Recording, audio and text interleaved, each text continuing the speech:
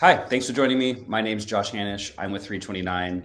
And if you know me, you know that I go to a lot of different events.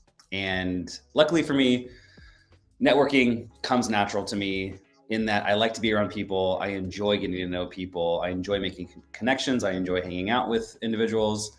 And I would say that while it does come natural, I have learned a few best practices from some different leadership programs that I've been a part of and just from other individuals that I look up to.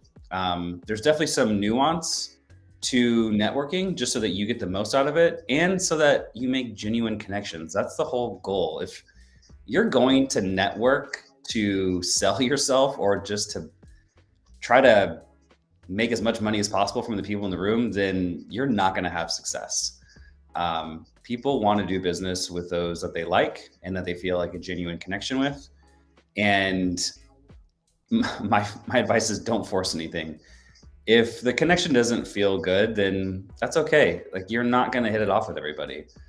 For me, I just want to get to know people and to see what they're working on in their lives, what they're passionate about, what their family life is like. And if our business interests align, then great. I feel like that's just icing on the cake. But to me, life is about the relationships that you build.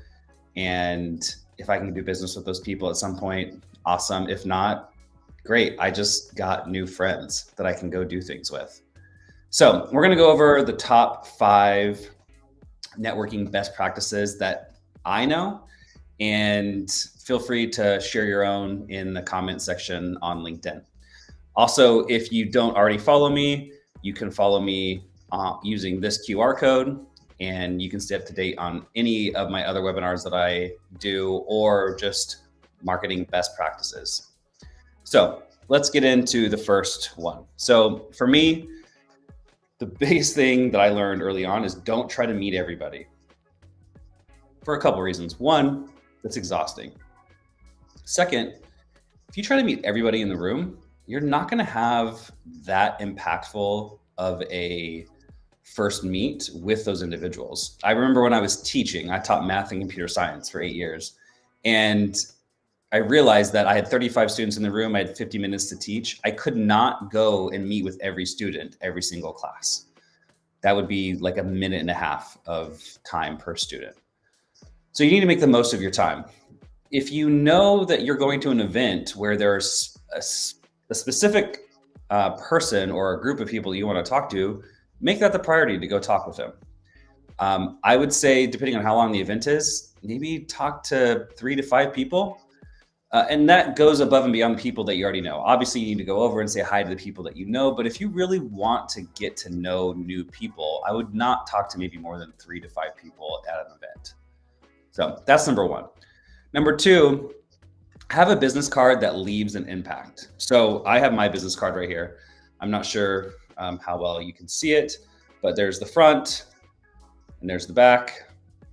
And if you notice, the back has texture to it. You can kind of see it like shine in the light. The front also has texture. So there's texture all over the front.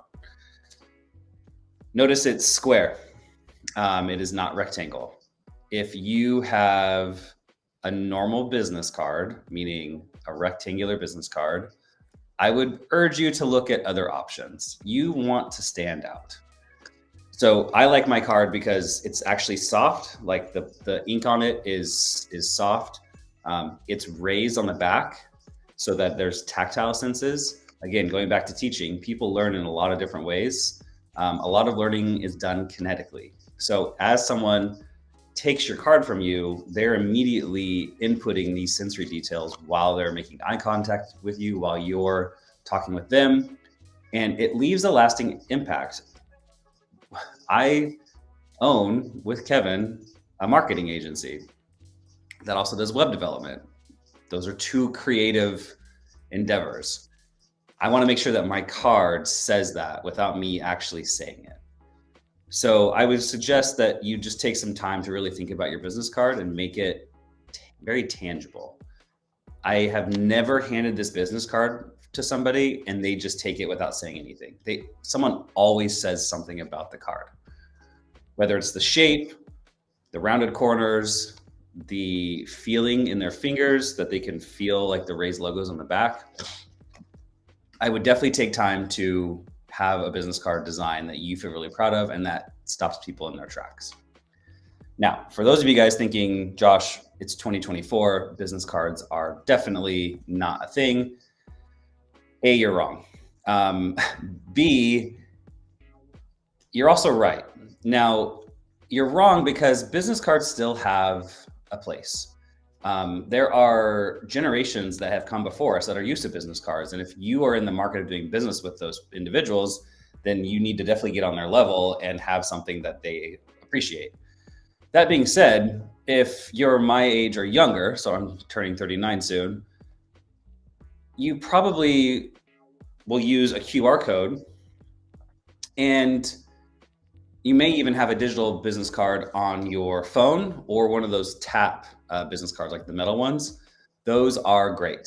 So my next piece of advice is have a digital presence for your business card. For me, people can scan this QR code. And by the way, what's cool about these QR codes, and we do this all the time with our clients when we strategize for like conferences, these QR codes, you can change on the fly. So this QR code, you can attach it to any URL that you want, and you don't have to reprint the business cards. So right now, this is attached to my contact card. So people can scan it and my contact card comes up on their phone. If I was at a conference and I was trying to get leads, so let's say we were talking about SEO, this could link to a landing page on SEO. You can, if you have an Apple iPhone, you can just bump phones and switch or change contact information. I find that that gets lost. People forget who they contacted. And business cards are a good reminder because even if it sits on their desk for a couple of weeks, it is there to remind them. Whereas if you just bump phones and you exchange information that way, it doesn't always remind you that you have a new contact that you need to reach out to. The other thing that I would say is that you need to make sure that you follow up after the event. So if you do meet people, follow up with them. Don't just be like, well, I'll see you when I see you, or I'll see you at the next event. Follow up with an email, a LinkedIn post, a LinkedIn follow. Try to get together for coffee. Don't force it. Again, this is all about being genuine. People don't want to be sold to. And if that is your primary reason for networking, then it is not going to be successful. I go into every event thinking, I hope I can meet a new friend, because life is just more fun with more friends. So like I said in the very beginning, if we happen to do business together, that's icing on the cake, because then I get to do business with a friend. But I'm just trying to meet other people that share similar interests. The last one is just be yourself. There are all different types of people out there.